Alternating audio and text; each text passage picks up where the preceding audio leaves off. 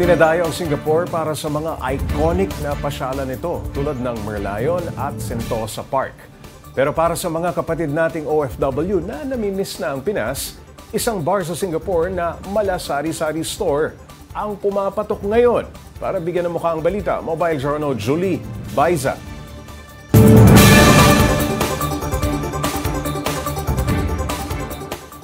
Mga kapatid, bisitahin natin ang mga sikat na tourist destination dito sa Singapore.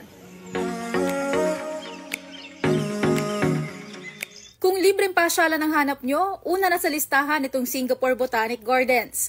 Located sa heart of the city of Singapore, pwedeng libutin ang mala forest vibe na pasyalan habang kasama ang barkada o kaya ay pamilya. Sino rin namang hindi mapapapose sa sikat na Merlion Park? Kahit saan ka tumingin dito, may napapangangang turista.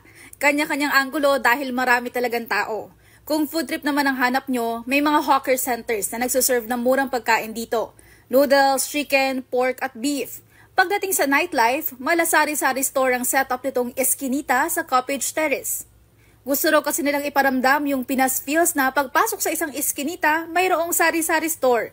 Kaya naman ang mga namimiss mong kukutin, meron dito. Tulad nitong chicharon at mani. 2 buwan pa lang ang Eskinita na pag-aari ng 8 Pinoy na magbabarkada.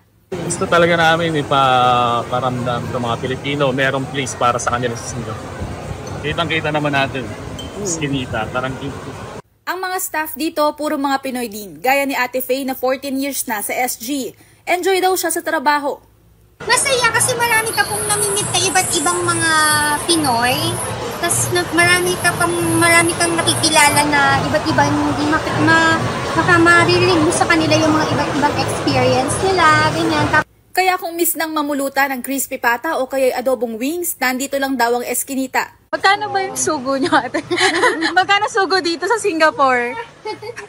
Binibenta po siya ng $1. At tulad nga sa mga sari-sari store sa Pinas, meron ding ganitong paalala.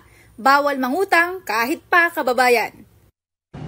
Ang mga Pinoy likas na malikhain sa paggawa ng negosyo, sa Pilipinas man o maging sa abroad. Mobile Journal Julie Baiza po, hatid ang mukha ng balita.